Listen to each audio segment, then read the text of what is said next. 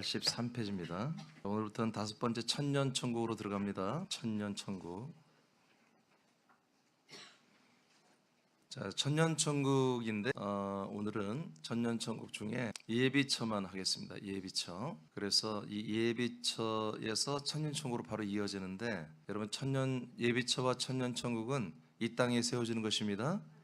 자, 예비처 우리 볼까요?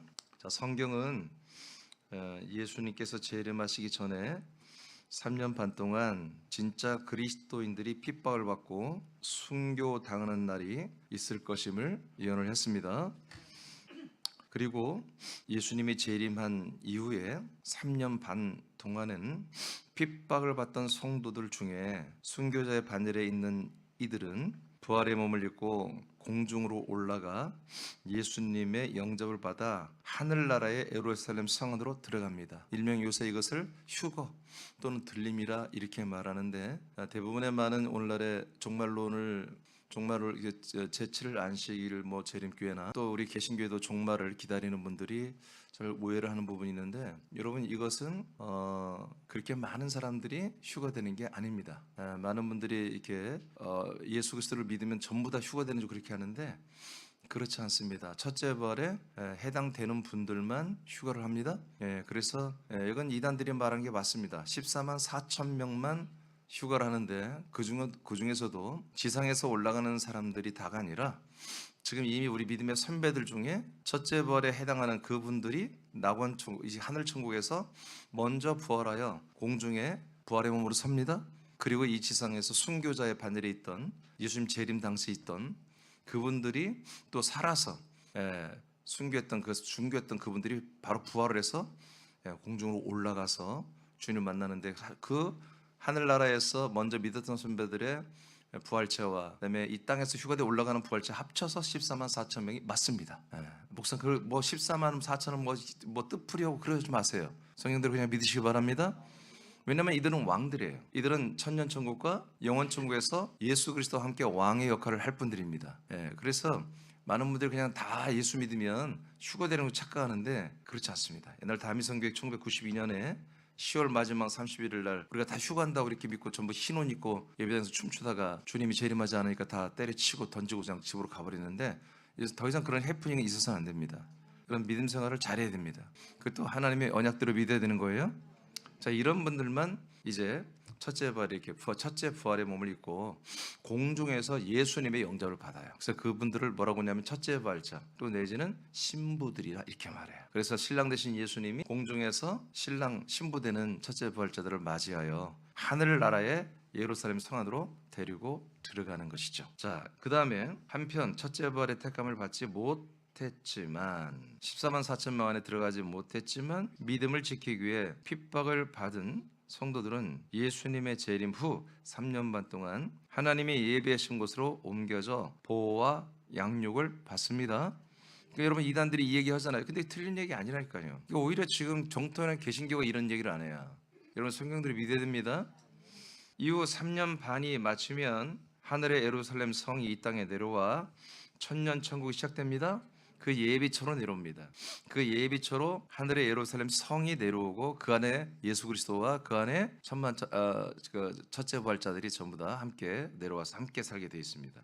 그러므로 천년천국 시민들의 정체는 예비처로 들어간 사람들입니다. 자, 그래서 예비처에 대해서 말했는데, 이 예비처의 그 문제, 조성, 예비처를 하나님이 어떻게 만드시나, 그리고 그 시점은 언제쯤에 예비처가 세워지나. 근데 참고로 여러분 다 알듯이 한국뿐만 아니라 전 세계 이단들이, 사이비들이 전부 다 이 예비처, 이 장막성전, 천년천국, 이것이 자기들 거다. 하나님이 우리에게만 허락한 거다. 그래서 우리가 가르치는 이 말씀을 따라야 되고, 우리가 하라는 대로 하면 한마디로 이 예루살렘 성에 한마디로 들어오고, 이 예비처에 들어오고 장막 성전에 들어와서 영생군을 받는다. 이렇게 다 지금 가르치고 있습니다. 지금 우리가 한국에 너무나 많죠. 네, 통일교도 마찬가지입니다. 특히 안상홍 증인회가 이제 이 부분에 굉장히 특화된 그런 집단이죠.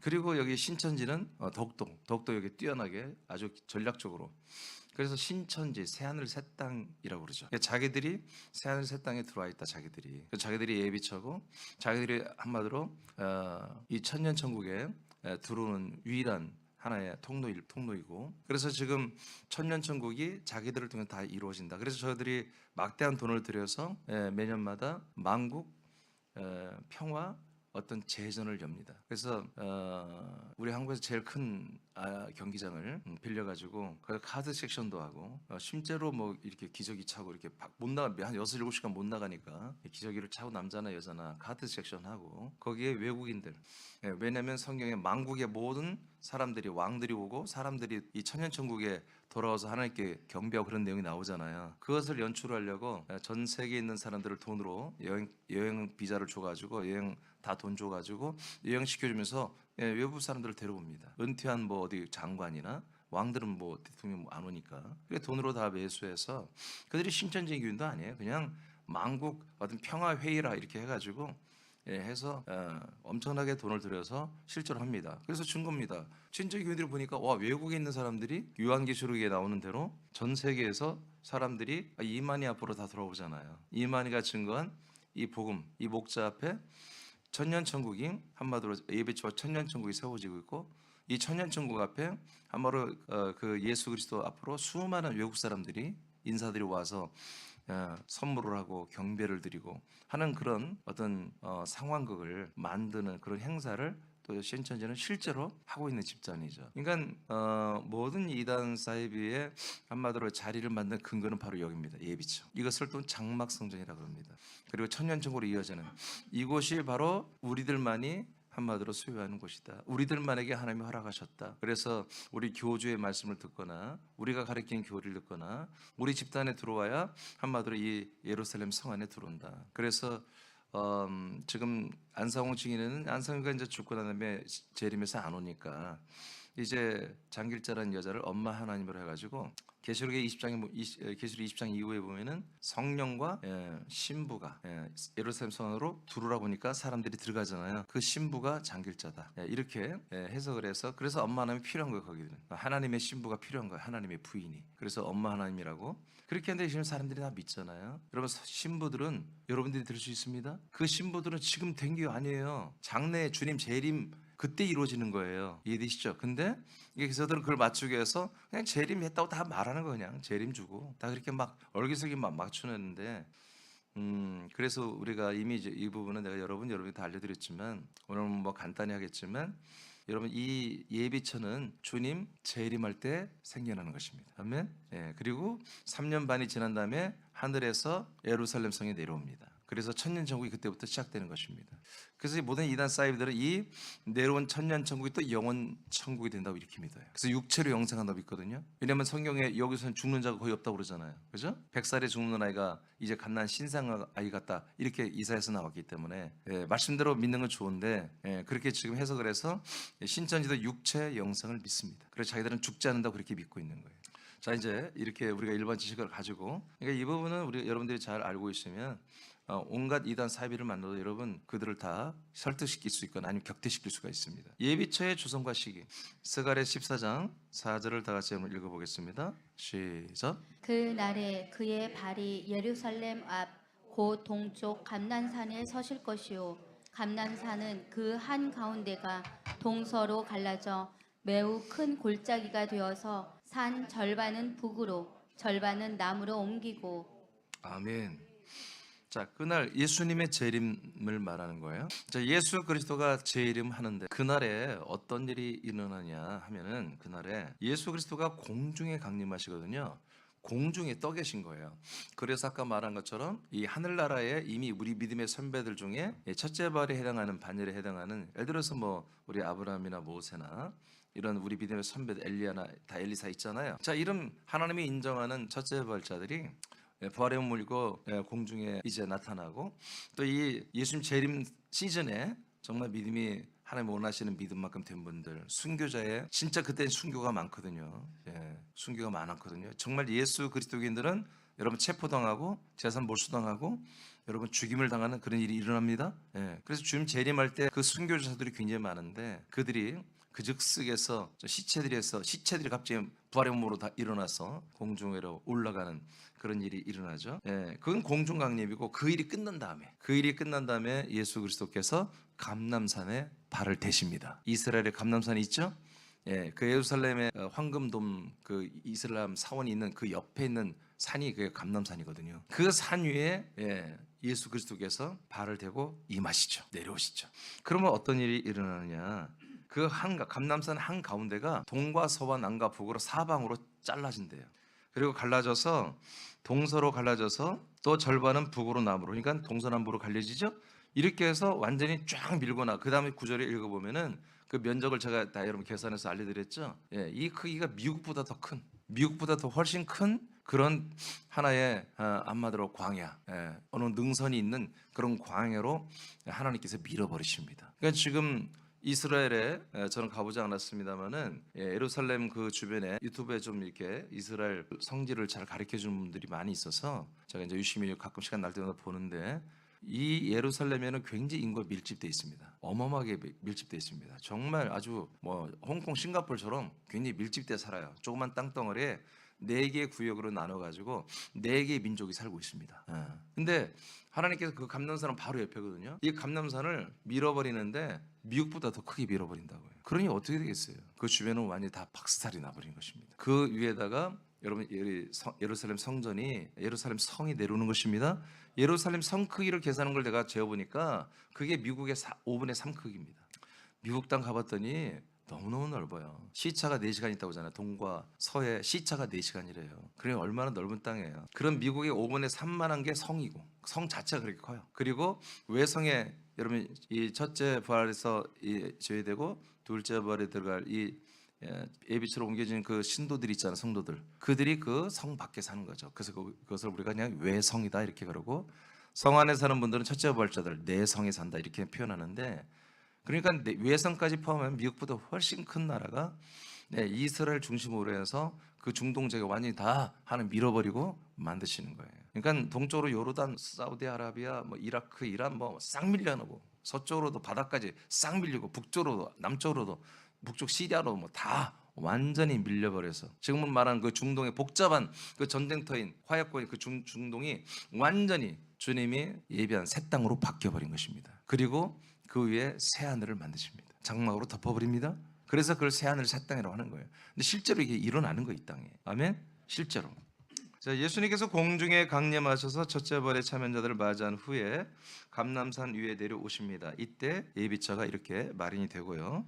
계시록 12장 6절 보겠습니다. 시작. 그 여자가 광야로 도망하며 거기서 1260일 동안 그를 양육하기 위하여 하나님께서 예비하신 곳이 있더라. 아멘. 여자는 여러분 그리스도 몸된 교회 주님의 신부들을 말합니다. 이제 이 사단의 세력이 짐승의 세력 다니엘 정부를 통해서 진짜 그리스도의 신부된 교회들을 이렇게 괴롭히고 핍박하고 완전 몰살을 시키려고 하지요. 근데 그때 이제 하나님께서 때가 되면 전 3년 반 동안 계속 핍박을 받다가 수많은 사람이 순교도 나오고 갇히기도 하고 정말 너무나 많은 분들이 고통과 눈물을 흘려요. 그런데 이제 전 3년 반이 딱 끝나고 나면 이제 주님 재림하시고 후 3년 반이 딱 시작되면 이분들을 어디로 한다?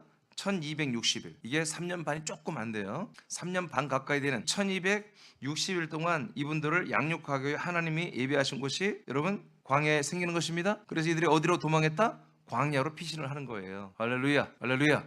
그래서 여러분 광야에 지금 모든 이단들은 자기는 뭐 신천지는 과천 땅이 그런 땅이라고 그러고 뭐 예전에 또 어떤 이단들은 무주에 예비처가 있다고 피난처가 있다고 그렇게 해서 거기다 비상식량 쌓고 무주에다 만드는 사람도 있고 어떤 집단은 좀 신옥주라는 여자 집단은 피지에 또 이렇게 그곳이 바로 예비처다 피난처다 해서 피지에 농장을 지금 하면서 교인들 한 500명 데려가서 거기 살고 있잖아요. 그러니까 여러분 성경에 다 이렇게 돼 있는데 감람산에 주님이 재림한다고 했는데 그 땅을 다 밀어버리고 그 길 광야 그곳에 예비처를 세운다고 여러분 이렇게 성경에 기록되어 있습니다. 이스라엘의 감난산이 사방으로 확장되어 매우 큰 새로운 땅이 건설됩니다. 하나님이 예비하신 이곳에서 성도들은 3년 반 동안 보호를 받고 양육을 받으며 생활하게 됩니다. 아멘. 그러니까 이 3년 반 동안 후 3년 반은 뭐예요? 이제 하나님께서 우리 예수 그리스도께서 이 세상에 있는 이 그리스도의 몸된 즉 예수 그리스도가 구원하는 예비처로 옮기는 분들 외에는 다 쓸어버립니다. 예수 그리스도의 그 의롭고 정의로운 분노가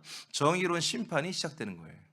그러니까 아주 무서울 정도로 정말 여자이고 남자이고 어린아이고 필요 없습니다. 갓난아이고 전부 싹 하나님께서 다 죽여버리는, 다 죽이는 아니지만 거의 다 죽여버리는, 인구의 거의 뭐 대부분을 다 죽여버리는 대학살이 예수 그리스도에 의해서 시작됩니다. 그런 무서운, 거기에 또한 이 세상 정부들은 저항을 합니다. 예수 그리스도의 이 군대와 싸움을 시작하죠, 이것들이.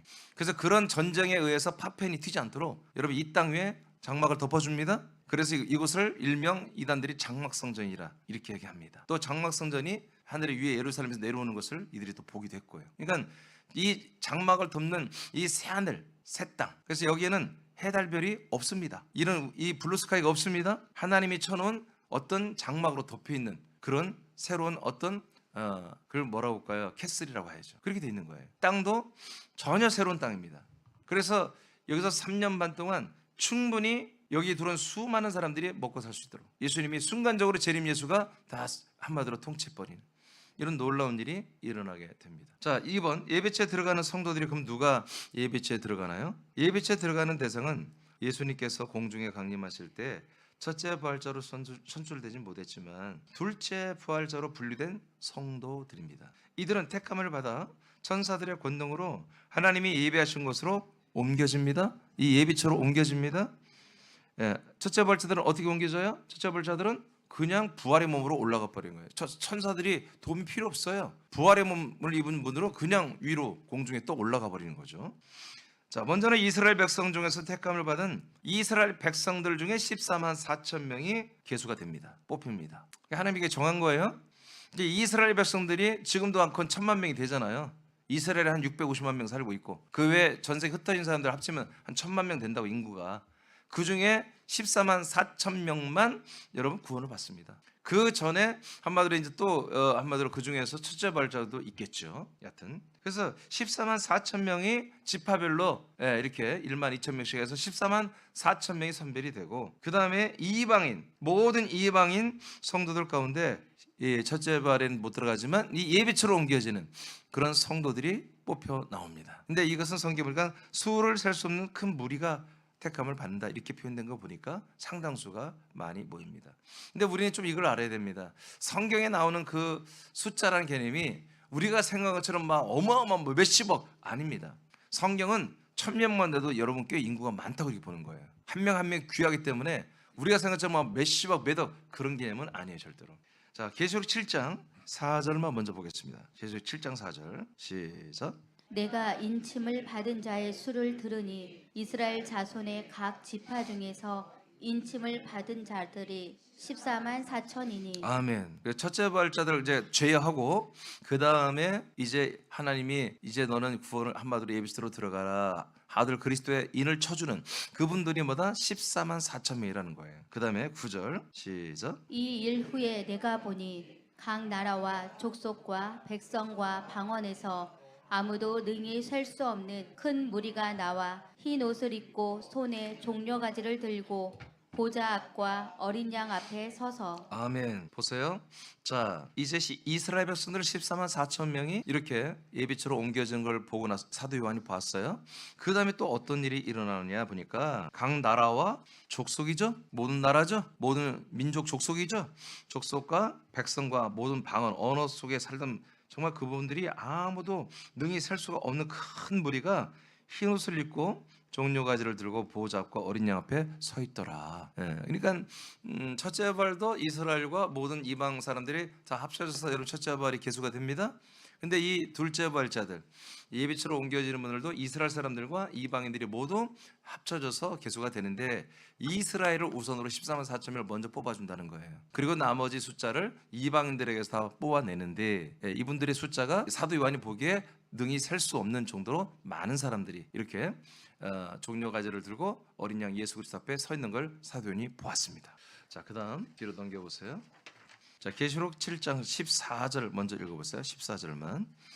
자, 시작. 내가 말하기를 내 주여 당신이 아시나이다 하니 그가 나에게 이르되 이는 큰 환난에서 나오는 자들인데 어린 양의 피에 그 옷을 씻어 희게 하였느니라. 아멘. 자, 14절에 보니까 자, 이 예비처로 옮겨지는 분들에 대해서 말하는데 내가 말하기를, 자, 사도 요한이 말하는 거요. 이제 물어봤어요. 그 천사 하나가 사도 요한한테 이 사람들이 누군 줄 아니? 그러니까 사도 요한이 잘 모르죠. 난 잘 모릅니다. 당신이 알지 않습니까? 하니 그 천사가 이제 대답을 해주는 거예요. 나에게 이르되 이는 큰 환란에서 나오는 자들이다. 그러니까 여러분, 주님 재림 직전에 여러분 성도들에게 큰 환란이 옵니다. 여러분 그 환란을 여러분 이길 믿음이 있어야 돼요. 아멘. 여러분 조금 말해요. 이렇게 교회 왔더니 말해요. 이렇게 여러분 직장 자른다 그러면 막 교회 그만두고 그러면 안 됩니다. 연금 끊고 막 그러면 안 돼. 연금 끊을 거예요 아마 분명히. 우리 은퇴한 분들 이 새남교 다니면 연금도 끊을 수 있어요. 국민연금. 물론 대모는 하겠지. 왜 끊냐고. 그렇지만 이 세상이 지금도 보세요. 국회에서 법 통과하면 그냥 시행돼 버리잖아요. 이 정부가 지금 굉장히 무서운 정부 여러분.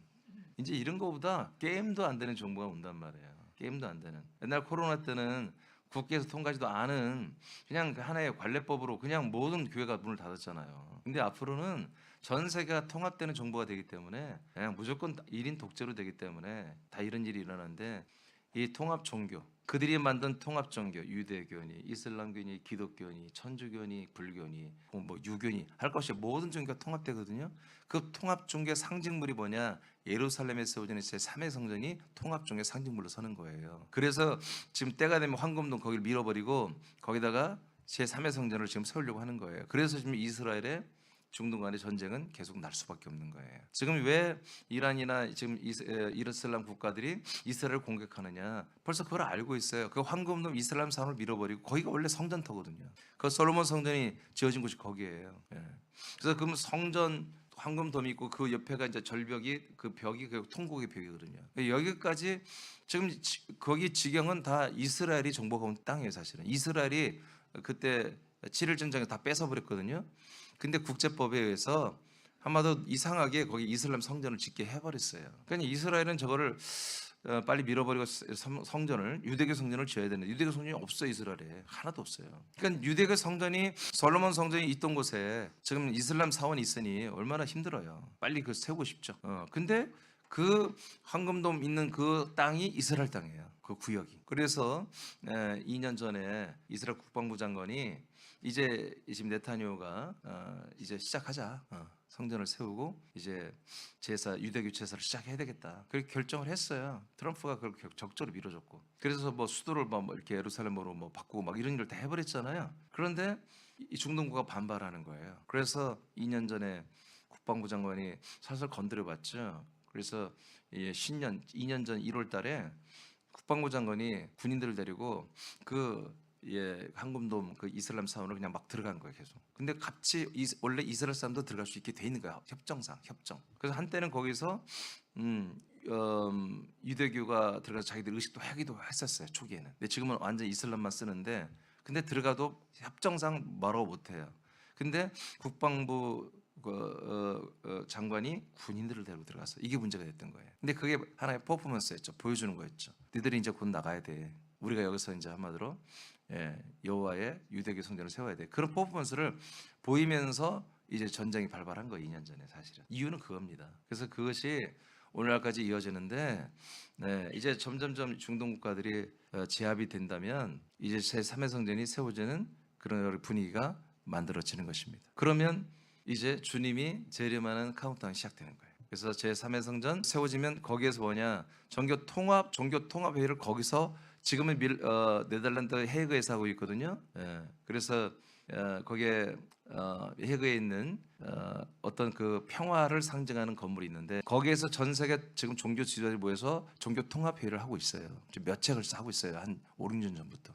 근데 그 통합 준비위원회가 이게 다 사실은 다 합의를 해버렸어요. 종교 통합하기로. 그리고 이제 이 예루살렘의 그 제3의 성전만 거기 지어버리면 이제 거기는 회의 장소가 아니라 거기 뭐요? 종교 통합 심볼이 되는 성전이 되는 거예요. 그래서 거기에 전 세계 통합하는 대통령, 짐승이라고 그러죠. 그 짐승의 우상, 통합 그 리더의 우상을 거기에 세우는 가증한 물건이 세워지는 일이 있다고 다니엘서가 예언을 했죠. 그렇게 되면 그때부터 이제 뭐야? 이제 유대교부터가 저항이 시작돼요. 야, 우리는 그런 뜻으로 한 게 아니야. 이게 우상 세우려고 한 거 아니야. 하고 이제 유대교에 썩어 빠진 지도자들 그걸 합의했어요. 지금 유대교 그러니까 놀랍게도 모든 종교 지도자들은 다 한 명씩 왔는데 유대교만 랍비가 2명 왔어요. 신기하더라고요. 그게. 그래서 그들이 합의를 해버렸어.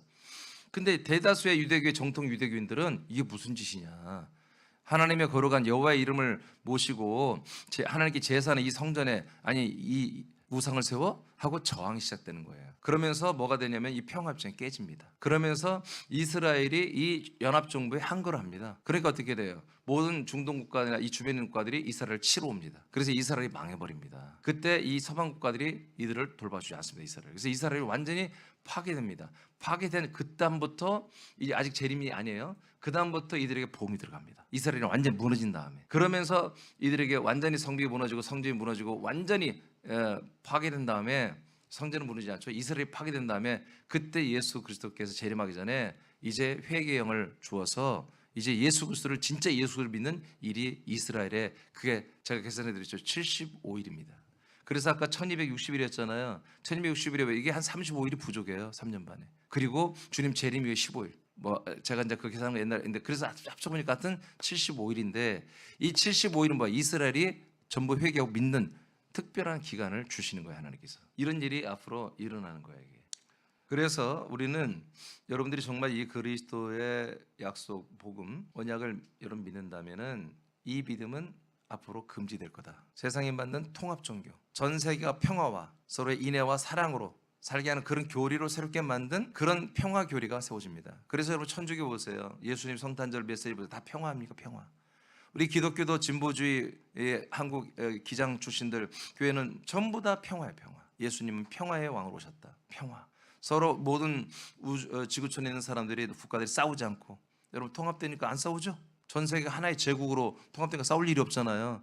여러분 그런 것들을 교회들이 지지하는 거예요. 여러분 이게 오늘날 뭐 예전부터 쭉 있었던 일이에요. 모든 제국이 뭔가 세계를 통합해서 정복할 때는 늘 종교가 후원을 한 거예요. 그래야 국민들 정신을 통합하니까. 나치가 히틀러가 세계 전쟁을 일으킬 때도 기독교 국교잖아요. 독일 기독교 국교잖아요. 국교를 한마디로 회유해서 그 국교가 되는 이 기독교, 독일 기독교가 히틀러를 정말 신의 아들, 하나님이 보낸 자, 이 사람의 전쟁이 옳다 하고 신학자들이나 목사들이 전부 다 승인을 해버렸어요. 그렇게 해서 시작되는 거예요. 그러니까 모든 통합은 이게 종교가 통합이 안 되면 안 되는 거거든요. 그러니까 이제 종교 통합이 이루어지는데 그 종교 통합의 핵심은 뭐다? 평화다. 왜? 평화가 없는 세상이 오니까 싸우고 경제 공황이 오고 이제 먹고 살기 힘든 시대가 옵니다. 아멘. 경제 공황부터 옵니다. 그래서 정말 전 세계 혼란에 빠져. 이게 몇 개의 나라만 경제 공황이 오는 게 아니라 전 세계 경제 공황이 와서 지금 뭐 이란 같은데 뭐 베네수엘라 같은 데는 막 돈을 막 박스로 가져가야 바나나 사고 빵 하나 산다고 하잖아요. 그런 시대가 오는 거예요. 정말 밀가루 한 푸대에 막 5만 원, 6만 원 하고 조그만 거 하나 2, 3천 원 했던 것이 뭐 이런 인플레이션이 일어나면서 전 세계가 못 살게 더 난리가 아니죠. 그걸 깔끔하게 해결하는 영웅이 나타나는 거예요. 전 세계 모든 이 경제 구조를 통합해서 서로 잘 살 수 있게 평화의 왕이 나타나는 거지. 거기에 모든 나라가 다 수긍하는 거예요. 지금도 보세요. 히틀러가 아니 히틀러가 트럼프가 강력하잖아. 트럼프한테 말 들어 안 들어? 우리 안 듣고 우린 중국 편이래. 그러면 알았어. 관세 막 50%, 200%막 때려버리잖아요. 어쩔 수 없는 거. 미국하고 교역을 해야 먹고 사니까. 그런 것처럼 그보다 더 강력한 그런 세계 리더가 나오는 거예요. 짐승이 나오는 거예요. 자, 이런 일들이 일어나서 그들의 가장 끝까지 저항하는 세력은 누구냐? 사실 교회입니다. 믿음을 지키기 위해서. 왜냐하면 교리가 통합될 수 없잖아요. 우리는. 여러분 묻겠어요. 여러분 평화의 교리로 여러분 교리를 새로 만들면 그거 믿을래요? 대부분이 다 그걸 믿을 텐데 그렇게 따라서 믿을래요? 평화의 어떤 아이덴티티를 가지고 교리를 새롭게 다 정립해서 모든 종교가 통합된 교리로 서로 형제처럼 손잡고 까까머리 스님과 우리 모든 이들이 함께 손잡고 손에 손잡고 우리 함께 평화를 노래하고 사랑을 노래하고 그렇게 할 텐데 괜찮겠어요? 근데 진짜 그런 날이 온다고요. 그런 날이. 그게 사실 어려운 일이 아니고 일제시대 때도 우린 다 그걸 경험했고 우리 불과 얼마 전에 6.25 때도 다 경험했어요. 공산주의는 여러분 절대로 그리스도교를 인정하지 않습니다. 예. 일본도 천황숭배, 우상숭배 때문에 기독교를 핍박했잖아요.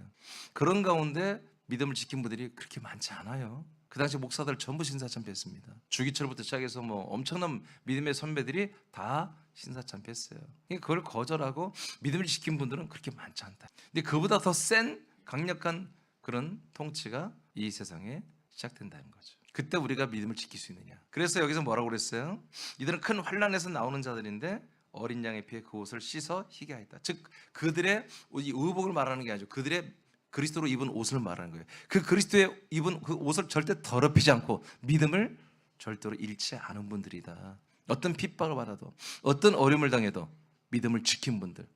아까 첫째 부활자들은 그 믿음을 지키다가 순교당한 분들, 목숨을 내가 잡혀 죽는 한이서로 내가 끝까지 싸우고 믿음을 지킨 분들, 그분들은 첫째 부활에 올라가고 순교까지는 가지 않았지만 끝내 믿음의 정조를 지킨 분들, 이런 분들은 둘째 부활인 한마디로 예비처로 천년천국에 한마디로 인간의 몸을 입고 천년을 사는 이런 복을 누리고, 첫째 부활자들은 완전히 하나님과 똑같은 부활의 몸을 입고 여러분 천년 동안 왕노릇하며, 그리고 그 이후에도 영원천국에서 영원토록 왕노릇하며 사는 복을 누리게 되어 있습니다.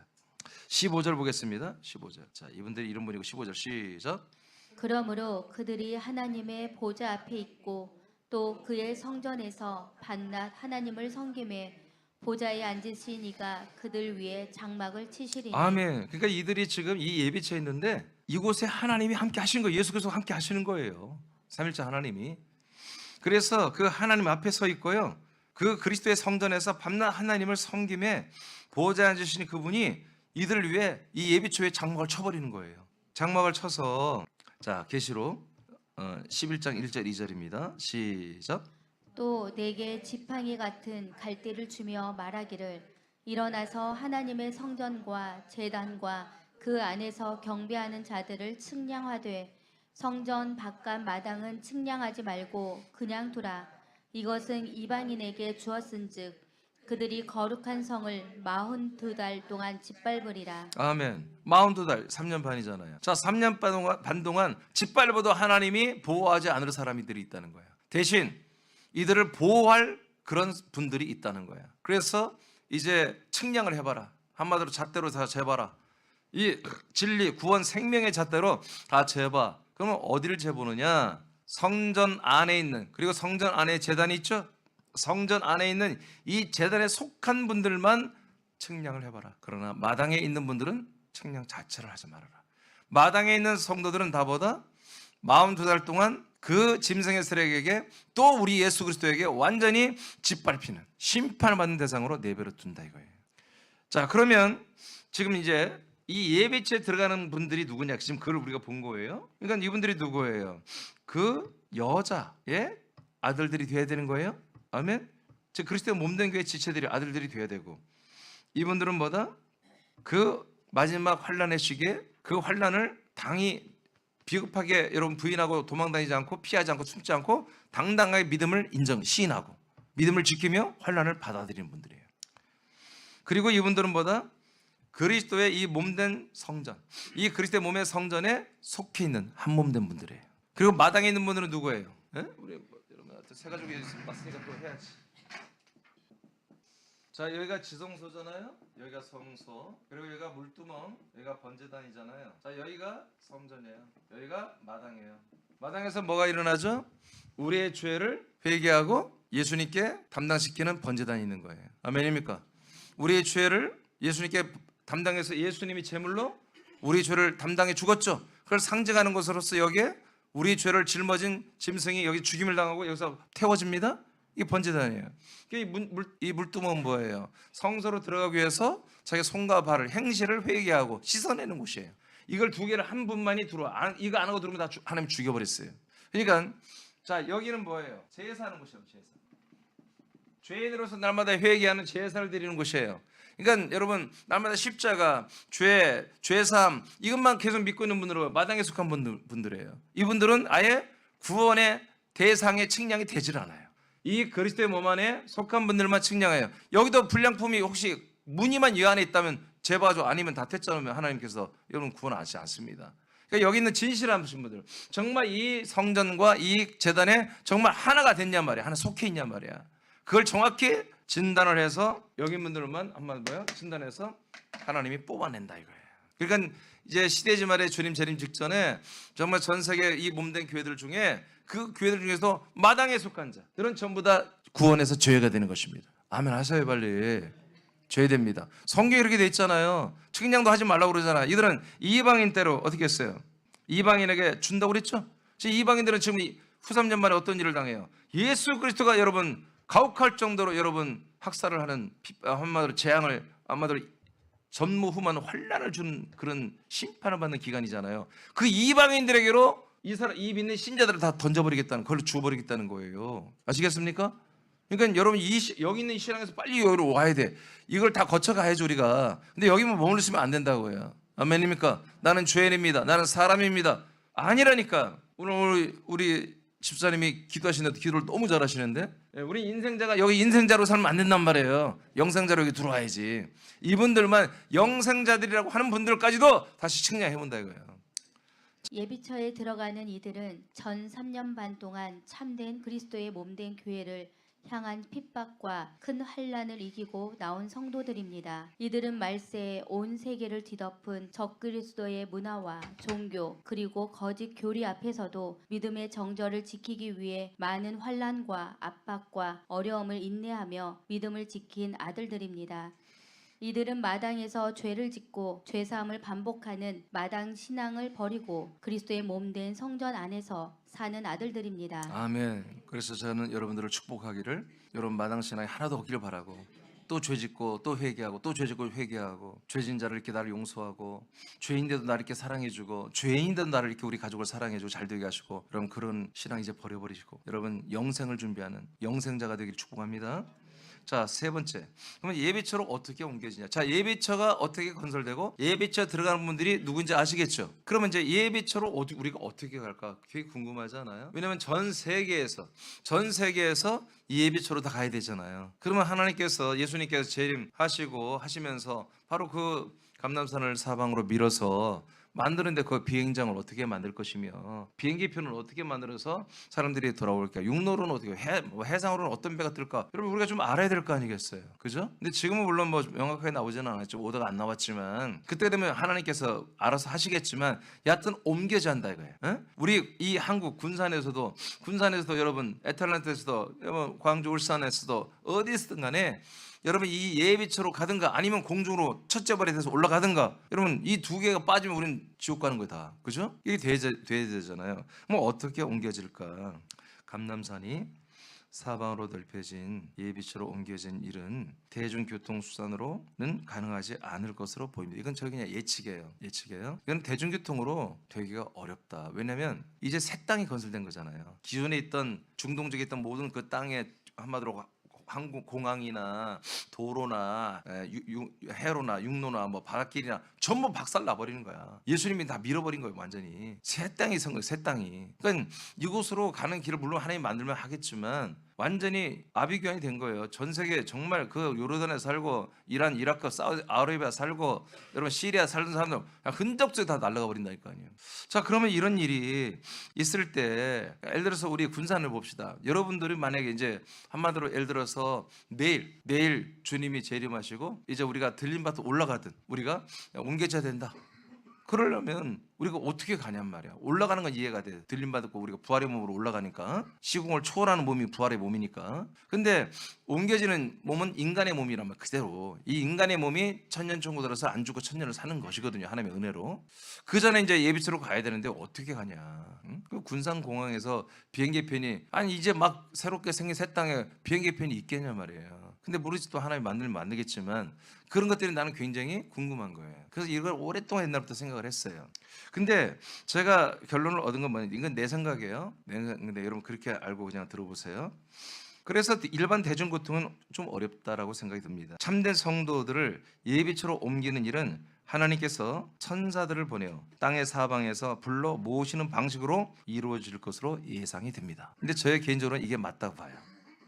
마태복음 24장 30, 31절을 여러분 천천히 읽어보세요. 여기 답이 나와 있어요. 시작.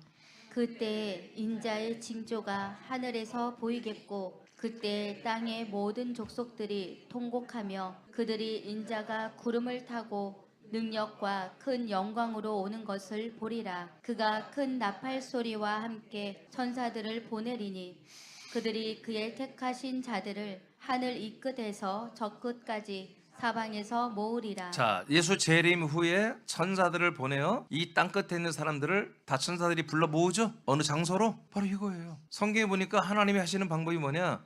재림 예수가 바로 천사들을 파송해서 사람들을 그 약속의 땅으로, 그 약속의 땅은 아니죠, 예비처로 불러 모으는, 데리고 오는 이런 하나님의 권능으로 사람들을 모은다는 거예요. 자, 그러면 천사들이 옮기는 건 무엇일까? 계시록 12장 14절입니다. 시작. 그 여자가 큰 독수리의 두 날개를 받아 광야 자기 곳으로 날아가 거기서 그 뱀의 낯을 피하여 한 때와 두 때와 반 때를 양육받음에. 아멘. 이렇게 그 광야 예배한 그곳으로 가서 하나님께 양육을 받죠. 한때 1년, 두 때 2년, 그리고 반 때. 그 3년 반이잖아요. 3년 반 동안 보호받으며 여기서 양육을 받는단 말이에요. 근데 어떻게 해서 그걸 간다? 큰 독수리의 두 날개. 그러니까 이것을 말하니까 많은 성경학자들이 이게 비행기다. 독수리의 큰 날개라고. 사도 요한이 독수리를 비행기를 처음 봤을 거 아니에요. 촌놈이니까. 2000년 전에 사도 요한이 뭔 비행기를 봤겠어. 처음 보니까. 하나님 보여주는 환상을 보니까 비행기가 막 날개가 길잖아. 그러니까 독수리 날개구나 이렇게 생각을 했을 거라고 다 해석하거든요. 난 그렇게 보잖아요. 이 독수리의 날개라는 것은 하나의 상징물이에요. 자, 보세요. 하나님은 천사들을 사용하여 자신의 능력을 나타냅니다. 천사들의 두 날개는 택함을 받은 사람들을 세계 각처에서 천사의 권능으로 예비처로 옮기는 역할을 하게 될 것입니다. 이게 천사의 그 두 날개를 말하는 게 아니라 천사의 두 날개가 천사의 능력을 말하는 거예요. 천사의 그 능력과 권능으로 사람들을 옮긴다, 그런 뜻이라는 거죠. 자, 출애굽기 19장 3절 4절 보면 여러분 알 수 있어요. 자, 읽겠습니다. 시작. 모세가 하나님 앞에 올라가니 여호와께서 산에서 그를 불러 말씀하시되 너는 이같이 야곱의 집에게 말하고 이스라엘 자손들에게 말하라. 내가 애굽 사람에게 어떻게 행하였음과 내가 어떻게 독수리 날개로 너희를 업어 내게로 인도하였음을 너희가 보았느니라. 자, 이스라엘 백성들을 고센 땅에서, 이집트에서 여러분 홍해를 건너고 광야를 거쳐서 요단을 건너 약속의 땅으로 갔죠. 그것을 하나님이 성경을 통해서 어떻게 표현했어요? 어떻게 이동시켰다? 독수리의 날개로 너희를 업어서 인도했다. 근데 실제로 독수리 타고 갔습니까? 실제로 천사들의 날개를 타고 갔습니까? 아니요. 하나님의 능력으로 이동을 했잖아요. 물도 없는 곳을 물을 마시고 식량도 없는 곳에 만나가 떨어져 먹게 하고. 그러니까 날아갔던 게 아니라 하나님의 능력으로 옮겨진 거잖아요. 능력으로 계속 이동해 갔죠. 그걸 말하는 거예요. 독수리의 그 날개라고 하는 것은 하나님의 천사들을 통한 그 능력으로 이동시킨다는 거예요. 그러니까 이것은 날아가든 어떻게 하든 그건 하나님의 능력으로 알아서 하겠다는 거지. 그러면 예를 들어서 여기 내가 안 써놨는데 사도행전 8장에 가면은 34절에 가면 이제 여러분 빌립이라는 집사님이 에디오피아 네시를 만나요. 광야에서. 이제 에디오피아 네시가 이스라엘에 왔다가 이사야 성경 말씀을 이제 한마디로 읽게 돼요. 봤더니 이사야 선지자가 예언하는 내용을 봤더니 놀라우신 구원자가 오시는 거야. 근데 이거를 읽었는데 이제 이사야서 서신을 받은 거야, 선물로. 근데 모르겠어요, 뭔 뜻인지를. 근데 엄청난 분이 우리 앞으로 오신다고 예언이 됐는데, 근데 마침 빌립이 거기 딱 나타나는 거지. 하나님 보내는 거지. 그래서 빌립이 보니까 뭐하냐, 그러니까 이사야서 보는데 이해가 안 된다 하니까 내가 알려줄게 하면서 대화를 하는 내용이에요. 34절 이후에. 그래서 이제 묻는 거예요. 이 에디오피아 네시가 빌립아, 이 이사야서 선지자가 말하는 도대체 그분이 누구냐, 어떤 분이냐, 자기 자신을 말하는 거냐, 다른 선지자를 말하는 거냐 하고 이제 물어요. 그랬더니 빌립이 이것은 예수님에 대한 거야 하고 예수님에 대해서 이제 증거를 시작합니다. 35절에 예수 그리스도를 듣고 나니까 에디오피아 네시가 그러면 내가 믿어야 되겠는데? 나 그러면 침례를 받고 싶다. 그래서 빌립이 그 밑에 한마디로 물가로 내려가서 침례를 줍니다. 그리고 나서 36절에 이제 침례를 주고 37절에 보면 여러분 우리 개혁성경에는 37절이 없음이라 나와요. 없어요. 근데 킹제임스 바이블은 있어요. 그러니까 있어야 되겠죠. 그 다음에 그 내용을 내가 알려드릴게요. 37절 엄청 중요한 내용인데 그걸 빼버렸어, 개혁성경이. 37절에 뭐라고 하냐면 빌립이 말하기를 당신이 마음을 다하여 믿으면 잠깐만.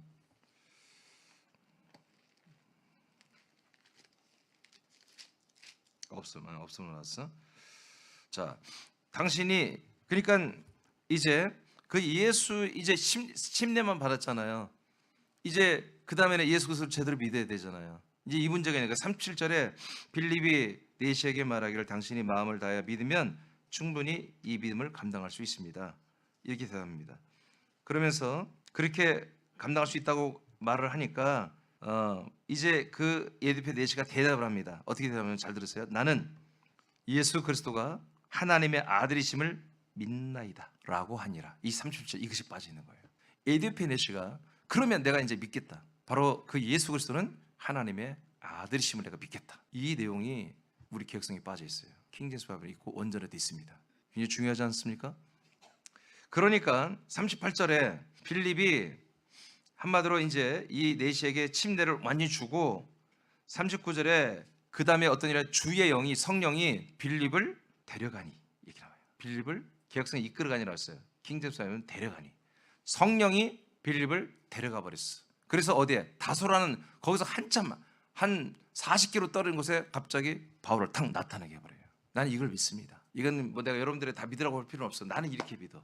그러니까 하나님이 권능의 날개로 한마디로 우리를 독수리 날개로 옮긴다는 뜻은 실제로 독수리가 우리를 나는 것도 아니고 비행기가 날 수 있는 것도 아니고 하나님의 능력으로 이렇게 주의 성령이 능력으로 빌립을 갑자기 40km 이상 떨어진 다소의 도시에 갑자기 데려가서 나타나게 하는 것처럼 충분히 우리를 이동시킬 수 있다. 난 그렇게 믿습니다. 아무리 생각해봐도 갑자기 예수님께서 정말 새 땅을 그렇게 어마어마한 땅을 넓혀놨는데 거기에 불과 며칠 만에 막 공항 만들고 막 비행기길 만들고 육로 만들고 그것은 내가 아닌 것 같아. 이미 전 세계 전쟁 중에 있는 건데 사실 이렇게 하나님이 옮겨주셔야만 되지 않을까. 이건 나의 추론입니다. 근데 성경에 충분한 그런 근거들이 여기에 이렇게 있다는 걸 여러분 알려드리고 마지막 네 번째 예비처의 생활. 하나님이 예비처를 마련하시고 그곳에서 주님의 공평과 주님의 의와 주님의 화평과 평안 그리고 안전한 삶을 살게 하십니다. 자, 이사 32장 16, 18절 다 같이 한번 읽어보겠습니다. 시작. 그때 공평이 광야에 거하며 의가 아름다운 밭에 있으리니 의의 공효는 화평이요 의의 결과는 영원한 평안과 안전이라. 내 백성이 화평한 집과 안전한 거처와 종용이 쉬는 곳에 있으려니와. 아멘. 당연하죠. 하나님이 장막을 치시고 완전히 지켜주는 곳입니다. 그러니 어떤 전장에 여러분 탄피도 하나 여기 한마디로 두를 수가 없는 것이죠. 자, 85페이지. 하나님은 예비처에 양식을 준비해 주십니다. 자, 이사야 37장입니다. 30절 시작.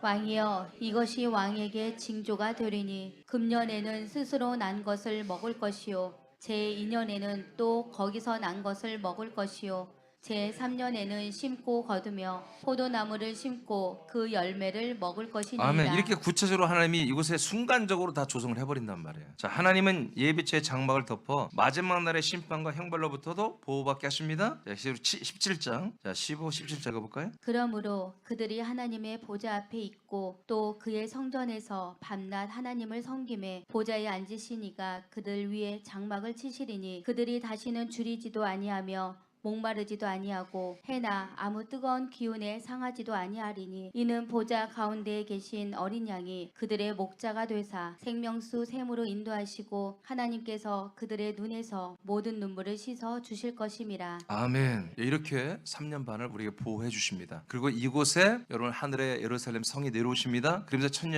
천년천국 시작되는 거죠. 그래서 예비처 생활의 복은 무엇보다도 만왕의 왕이시며 삼일째 하나님이신 예수 그리스도께서 직접 목자가 돼요. 직접 우리에게 나타나요. 그래서 함께 사시는 데 있습니다. 그래서 우리가 혹시 우리 때 이런 일이 일어난다면 우리는 첫째 발에 들어가도 예수 그리스도를 보게 될 것이고 여러분 이 예비처에 가도 예수 그리스도를 보게 될 것입니다. 실제로 그분을 만나게 될 것입니다. 나는 궁금해. 그분이 어떤 옷을 입으며 생김새도 궁금하지만 어떤 옷을 입고 그분의 목소리는 어떠할 것이며 되게 궁금해요. 여러분도 그렇죠? 오래 사세요? 자, 오늘 여기까지 하겠습니다.